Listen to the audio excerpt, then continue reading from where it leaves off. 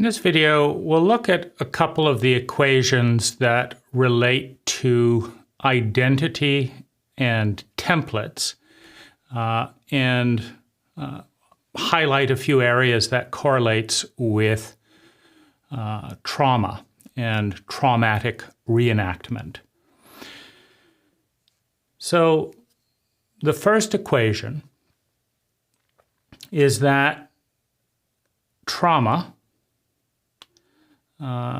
which, if you look at trauma, we're looking at intensity, frequency, the degree of re-traumatization, and the degree to which the trauma is not resolved and integrated, equals fear of unknown.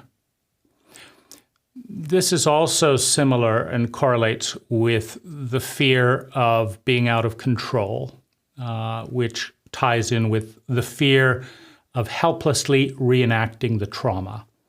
So this leads to a value. This is a key equation. The degree to which one is traumatized is to the degree that one is afraid of the unknown, afraid of being out of control, because those correlate with the possibility of reenactment, of re-entering the traumatic terrain. The second set of equations is the year-by-year development pattern of identity.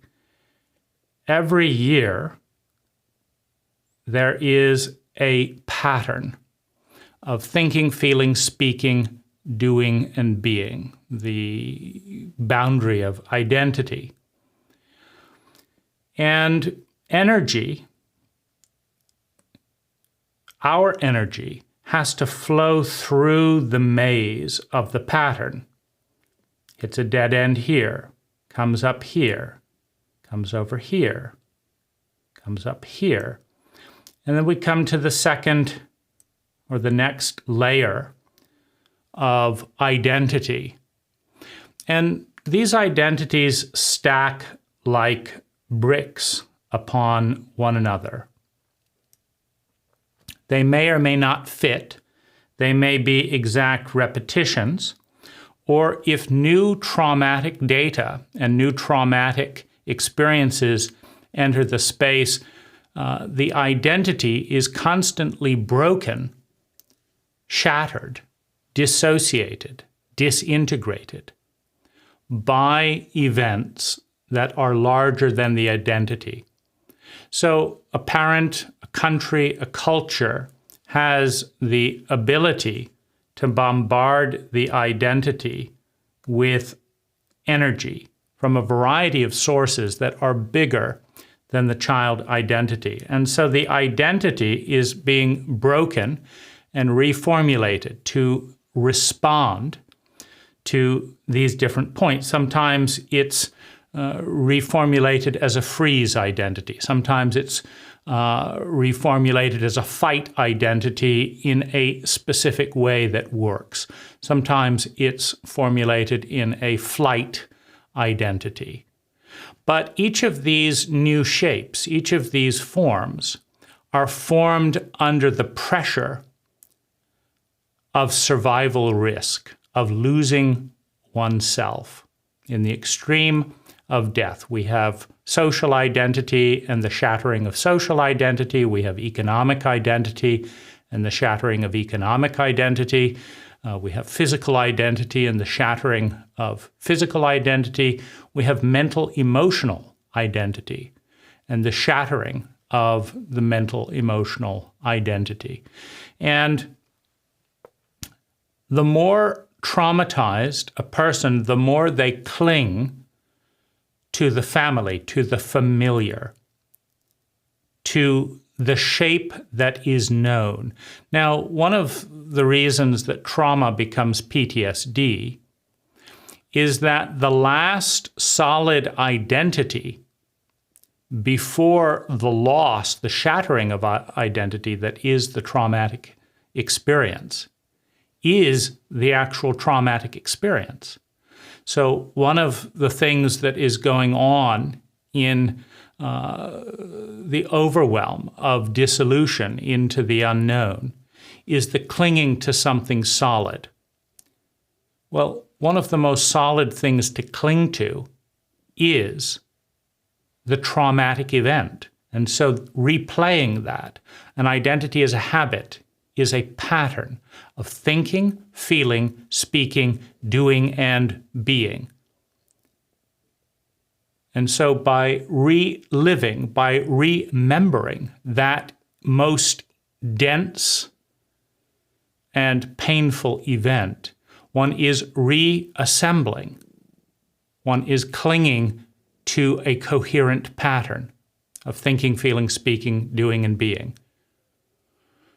Because the traumatic event is not going to just fade away. It's deeply ingrained biologically, and so it's like a life raft in a sea of chaos and the unknown. Now, ironically, similar to the pattern of abused children going home, they're seeking the familiar, and the most familiar thing to a child is the family, hence the root of the word, fam, familiar, family. Each of these identities, including some very peaceful ones or nice and symmetrical ones at different points in our life, represent a new pattern that stabilizes in response to the ecology, the social, financial, physical, mental, emotional ecology of the environment. And the earlier ages become templates, become set in stone, particularly if and when the trauma is not healed, particularly when there's dissociation involved. When there's a dissociation involved, a part of the pattern becomes unconscious and partitioned. And when one reenacts trauma, it's like watching from the sidelines someone else do the pattern. Because if one was there, one would not be dissociated. But because one is dissociated, one cannot influence the pattern. One dissociates to diffuse intensity, to maintain some distinction between the self and the part that is being overwhelmed with energy that it cannot digest and integrate. Now, the earlier the age, the more fundamental the change. So we'll use another drawing here of a tree. So a tree grows up, it splits into two branches. At that point of the split, the identity chooses one side or the other in a traumatic event because the need for something solid and certain, the need for certainty, trumps the need for diversity and creativity.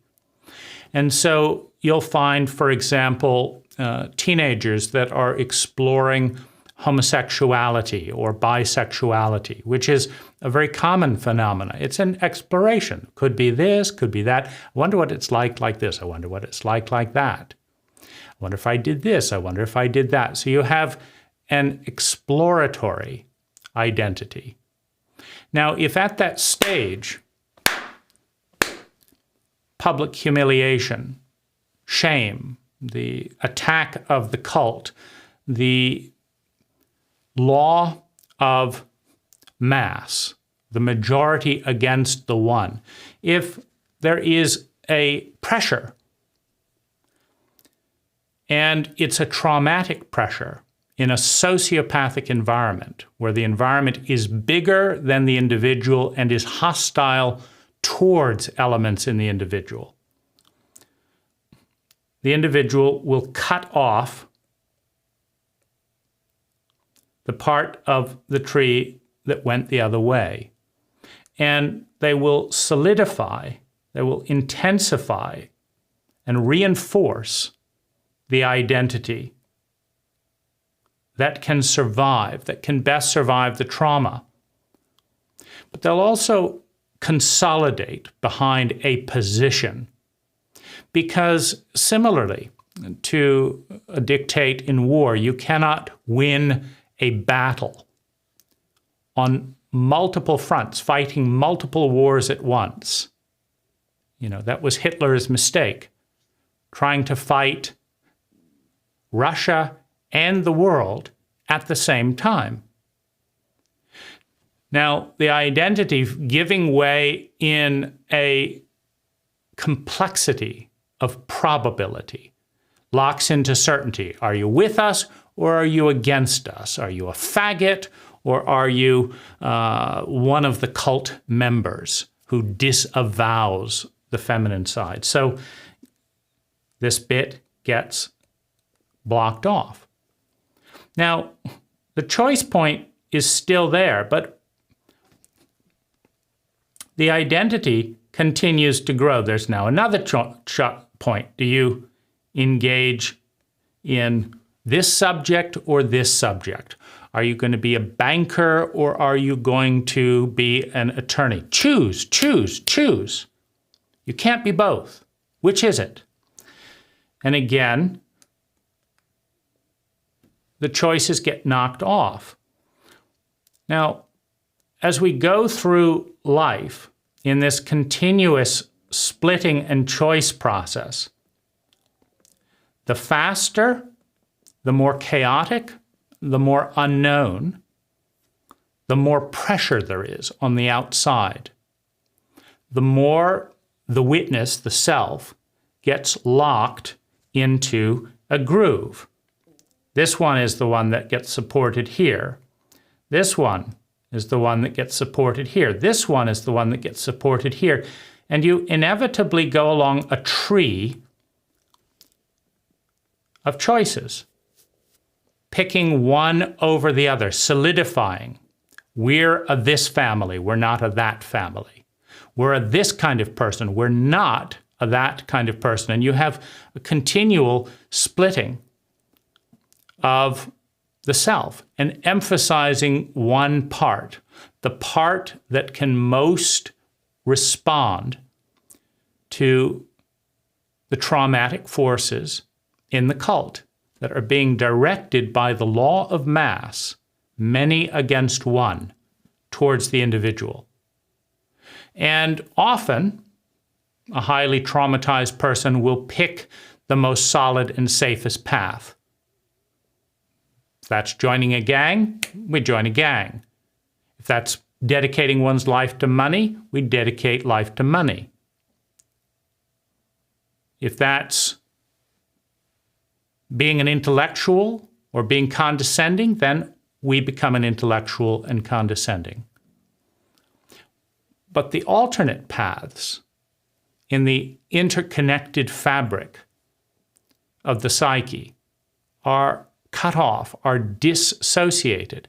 And in that way, the tree also becomes weak. The over-reliance on certain traits rather than others, on certain habits at the expense of others, it often creates a one-sided tree. And as you know, trees do best when they're symmetrical, they're balanced. If all the branches grow on one side, it's more vulnerable to collapse. The more cult-like the culture, the more cult-like identities are bred within the pressure system of the culture.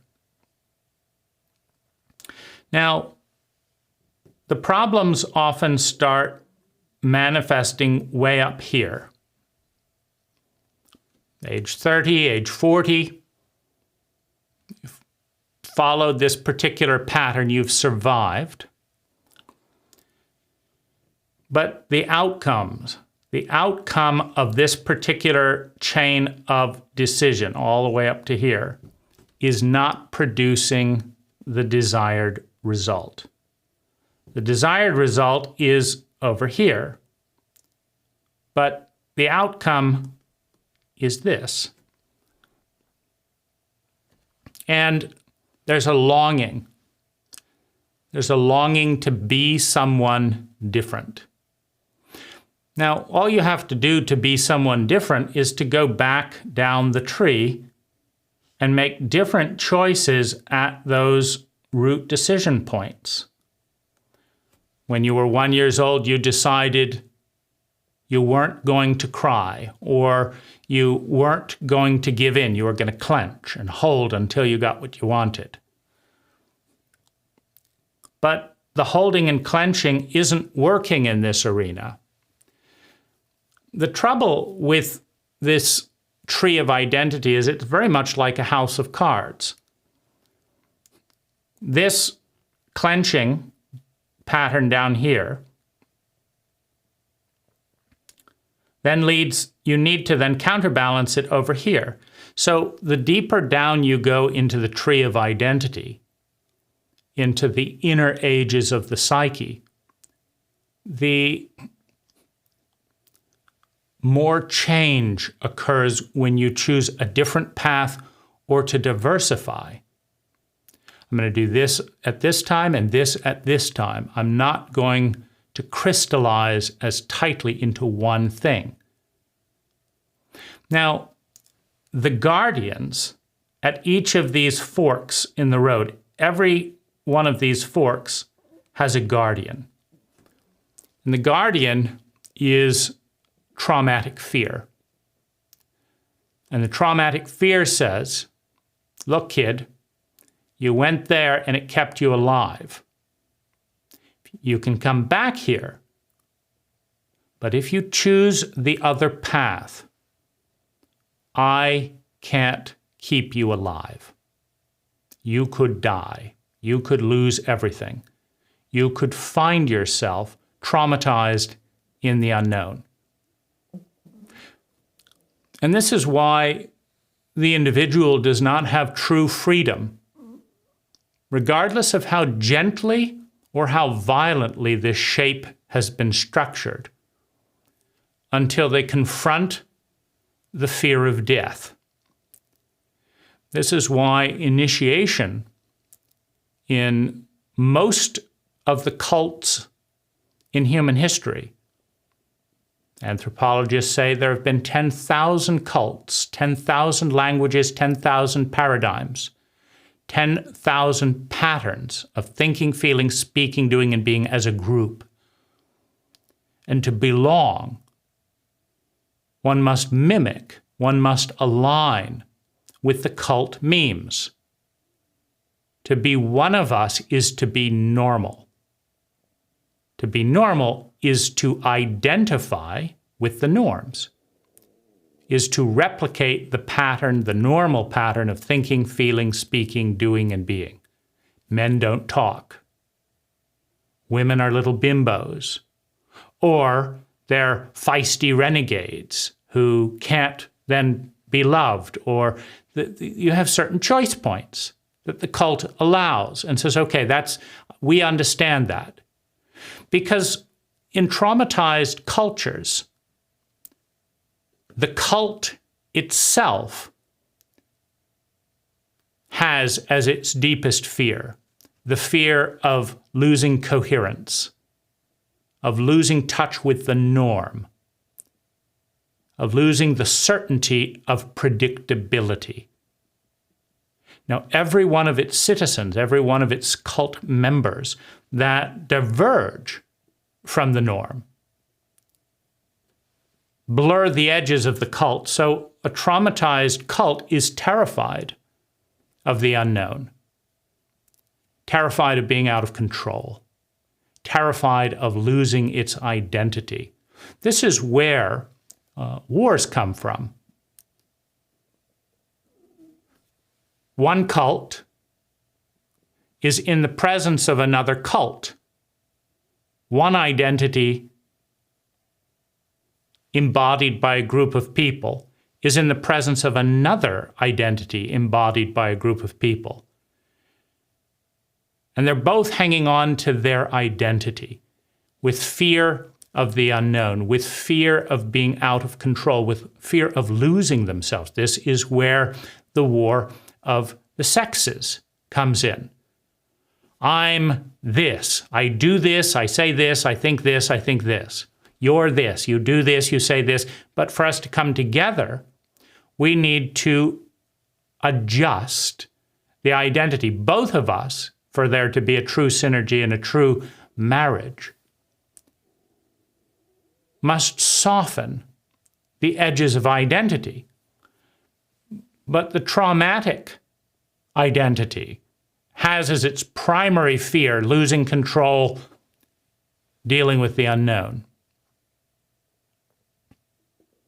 The traumatic identity has as its greatest attachment staying the same, staying in family, staying in familiar terrain. That's not what my father would have done, says the identity. We can't keep you safe. You're going into unknown terrain. You're taking me outside of who I am. I will not go there, says the traumatic identity. Well, I won't go there. And so now you have a stalemate. You don't have a marriage. You have a stalemate of two patterns that don't fit, or you have a reenactment of the family pattern. You're just like my mother. You're just like my father. We fit perfectly. We are familiar. We are in a new family. And so why am I ending up this way? Because the risk of the unknown is too great to the traumatized identity, to the one that is most frightened of change. And so a cult persecutes its minorities. A cult is racist towards those that are different, towards other cult members. A gang must attack another gang to maintain its identity, and the other gang must fight back and seek revenge to maintain its identity. Without that clash, there is a risk of becoming one. There is a risk of attunement. One must dissociate. And why the fear of marriage? Why the fear of intimacy? Why the fear of getting too close? Well, proximity creates heat. And heat liquefies identity. As the heat intensifies, the heat of empathy, the heat of care, the heat of emotion, as it reaches a certain temperature, the identity that was crystalline steel liquefies. And the form that was honed in hard steel becomes a new form.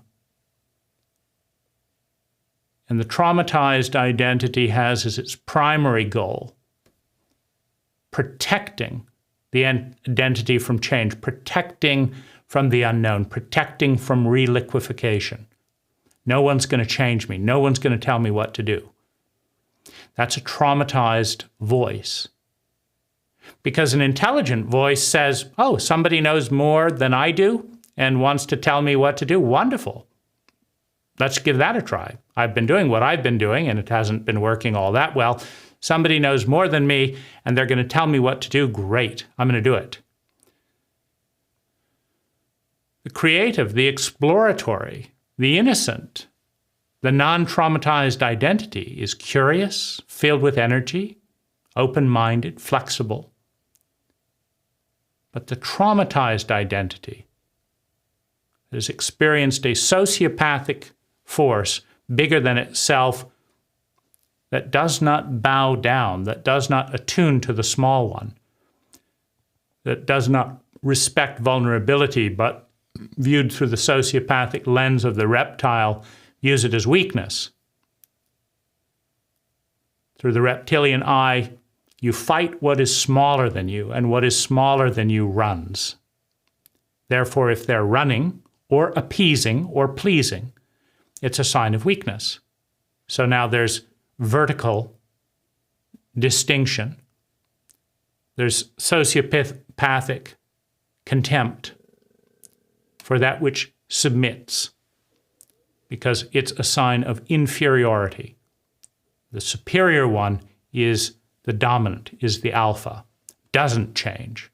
The inferior one changes. If I'm changing, if I'm adjusting to someone else or to a new cult, then I'm weak and I will be treated with contempt in a sociopathic environment. Traumatized cultures give birth to traumatized individuals. Traumatized cultures and traumatized individuals fear change, cling to normalcy, cling to dogma at the expense of intelligence, at the expense of creativity, at the expense of freedom, at the expense of full expression. And so that leads to, I want this new thing. I long for this feeling. I want to find my creative side. I want to grieve these feelings that I've been holding for so long.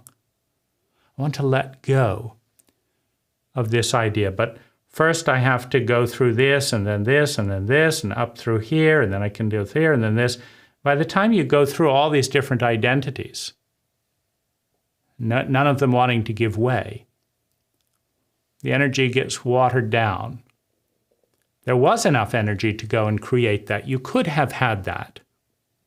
But at the price of letting go of the identity, of the pattern of thinking, feeling, speaking, doing, and being that precluded it. You could be a funny person. It's just that the time when you decided to be serious was the time when you had an environment that respected seriousness and had contempt for silliness. And the contempt for silliness was met and correlated with sociopathic abuse. And so you chose to be serious. Now you can be silly, but then you have to face the fear, the guardian of the choice, that says you could die, you could lose what you've gotten if you go down that road, the path not taken. And so many of us end up in these lives of quiet desperation. This inevitably leads to that, and that inevitably leads to that, and this kind of identity would never do that. So I will never do that to protect the identity. But I would be happier if I did. I would be freer if I did. I would acknowledge my long-lost relations to my probable selves that went the other way, that weren't forced in the pressure cooker of survival, in the pressure cooker of giants, to go the way that I did.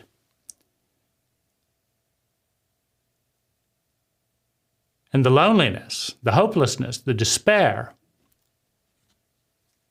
is wanting the golden ball, wanting the shiny, brilliant golden ball that's over here. And knowing that the tree and the choices one could have taken took you up towards that golden ball. They are taboo within the cult framework. You're stuck on the tree, on the branches that you chose, on the branches that were reinforced, on the branches that gained you belonging in the cult that you needed or felt you needed to survive. And this branch is never going to intersect with that golden ball. So what I want more than anything is on the other side of the probability tree. I am a conservative banker. I always vote Republican. I always do this. I always do that because that's what my father did. That's what we are as a cult. But my spirit would dance lighter, brighter in these shoes over here, that I can look from afar. I can smile a little bit and maybe acknowledge that I like the character in the movie. But I would never. I could never. Because to acknowledge that part of the family, that part of the psyche, that part of the culture as an honored guest, is to admit divergence from the norm, from the familiar, from the family. And that, the guardian at the gate says, could get me killed. So what do? Here's the golden ball. Here's where we are. The pattern of thinking, feeling, speaking, doing, and being that we identify takes us here, but we want to end up here. What do? Well, some commit suicide. Some numb the pain, the ever-growing gap between what they long for and who they are, with self-destruction, with addiction, alcohol, amphetamines, work, money, sex, to numb the pain, to distract from the gap that is growing between who we long to be and the reality we long to experience and the feelings we want to have. And the reality that our identity creates and sustains. It's a pattern, it's a prism, it's a prison. It's a protection, it's a housing, but it's also a wall. I am the one who does this and doesn't do that. The definition of an identity is distinction. This versus that. When everything gets so serious, so expensive, psychologically, monetarily,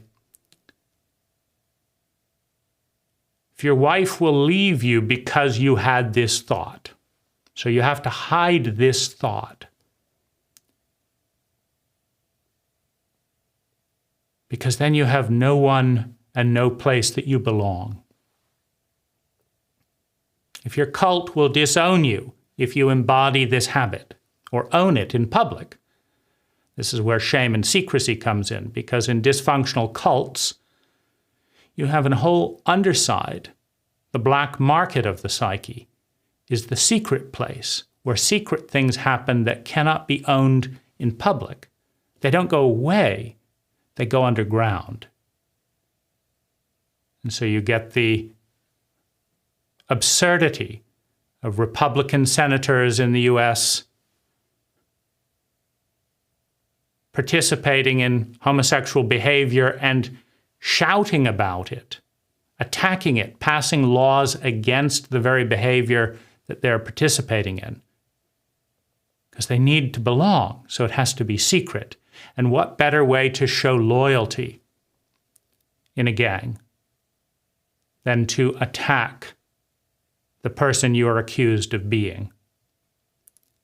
So it's a difficult equation. And the uninitiated adult cannot make it out of the maze, which is why the initiation ritual of most tribes throughout history, of most cults throughout history, was to separate from the cult, to go off alone and face death. Because once you have faced death and lived it down, of course, not everyone returns on the hero's journey. Some die. Some go out into the dark wood and never come back. But if you go out there and slay the dragon of the reptilian brain and face your deepest fear and survive, you will find the treasures that lie beyond the circle of your cult and bring back gifts, which is why healthy cults would not trust a young man who had not faced death and been initiated into himself, found himself within the maze. Because the self is the one that sees the true path, the one that sees the middle way, the synergy, the creativity. The self is the one that evolves The cult is the one that ossifies, that stays within the boundary of safety, the boundary of the family, the familiar, the self-referencing identity. Only the person who's gone outside of the cult and seen new ways and lived to tell the tale can lead others out of the ossification of the fear-based dogmas that define the dying cult. 95% of all cults in human history are dead, with their mythologies and languages to be replaced by other cults. Cults that cannot change, that cannot embrace the self, that go to war with the self, weaken their members to a point that they die off and are consumed by other cults. But a growing cult requires the next generation to face death, to face the fear of the rage of the frightened parent, the parent that cannot face themselves, the parent that cannot look at this secret in the family. To face that and move forward, one must become an adult. And to become an adult, to become liberated from the programs and brainwashing that every cult delivers to its children, one must face death and find within oneself an independent reserve to stand in the face of others' fear, in the face of others' uncertainty and rejection, and lead the way. Hi, I'm Dane Rose. All knowledge begins with a paradigm, and out of that paradigm comes an idea, an awareness that we adopt, reject, or synthesize into something better. It doesn't become wisdom, it doesn't become useful until we take action, until we integrate it into not only our thoughts, but our feelings, our body, our words, and our way of being. For that to occur, we have to move from the passive media paradigm into more active engagement.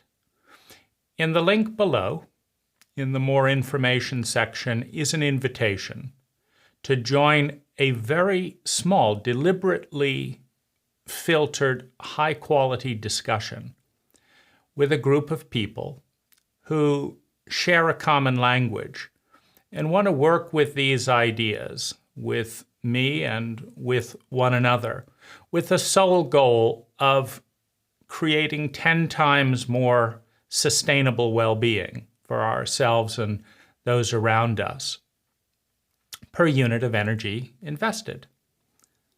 Thank you for watching.